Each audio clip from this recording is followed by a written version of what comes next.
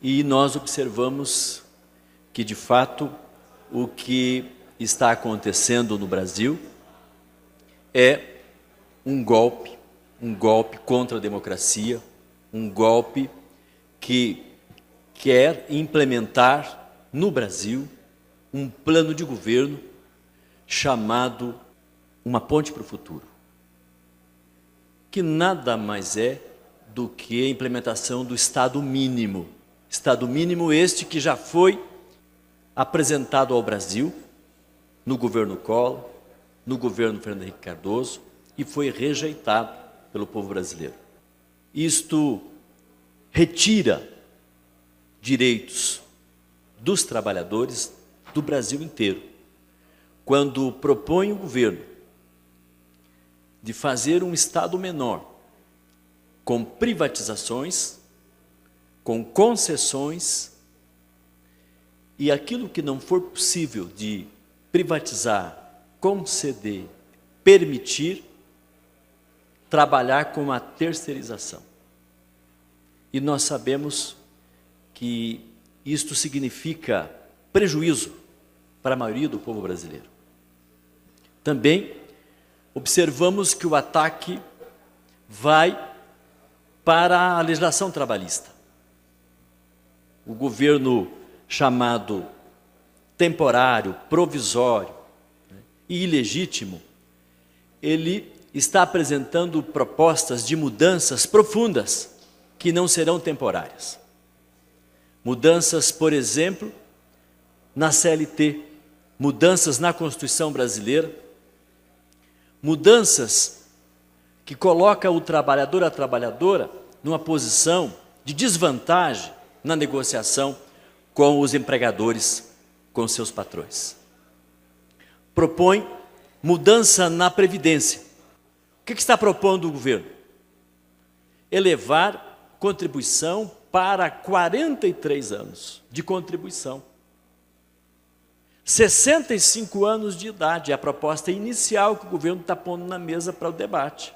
65 anos de idade para todas as mulheres trabalhadoras do Brasil, independente da profissão, seja agricultora, seja professora, seja médica, para os homens também, e com 43 anos de contribuição. Ora, a maioria do trabalhador e da trabalhadora brasileira não alcançará a aposentadoria. É muito grave o que está sendo proposto.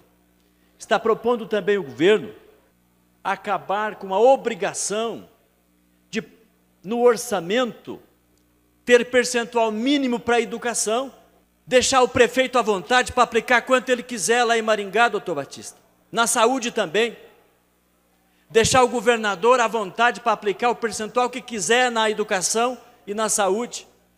Deixar o governo federal também liberado, o presidente da República, sem ter a obrigação de aplicar pelo menos 18% em educação. Isto é o fim da educação pública no Brasil. Porque na hora que os orçamentos não tiverem obrigação constitucional de reservar o mínimo para a educação, é a falência da educação pública no Brasil.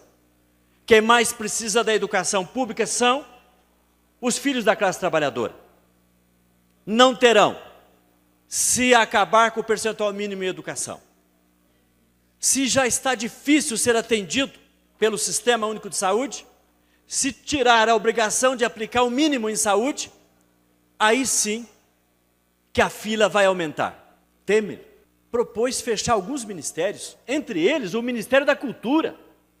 Se já se investia pouco em cultura no Brasil, certamente vai ficar pior. É um absurdo. Quando você acaba com o ministério, não é apenas fechar o ministério, é você também acabar com vários programas, com várias políticas públicas que aquele ministério criou ao longo dos anos. Por muitos anos, a agricultura familiar lutou para ter linha de crédito, para ter investimento, para ter assistência técnica. Quando consegue, aí o ministério é fechado.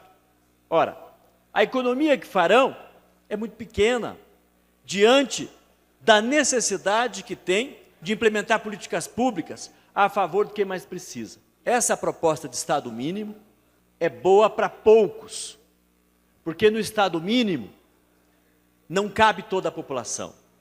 Então é muito grave, é um governo ilegítimo, não reconhecemos esse governo, não será nunca presidente um governo golpista, será sempre golpista, portanto, não podemos concordar. Veja, um governo que escolhe um ministro para a educação, como o deputado Mendonça Filho, que se colocou contra por 10% do PIB na educação nos próximos 10 anos, se colocou contra investir os lucros do pré-sal na educação, 75% na educação, se colocou contra o ProUni, por exemplo, para a classe trabalhadora, justamente ele, para cuidar dos destinos da educação no Brasil. Então, não tem, evidentemente, o nosso apoio, tem a nossa repulsa e denunciaremos sempre. Jamais será presidente o Temer, será sempre um golpista.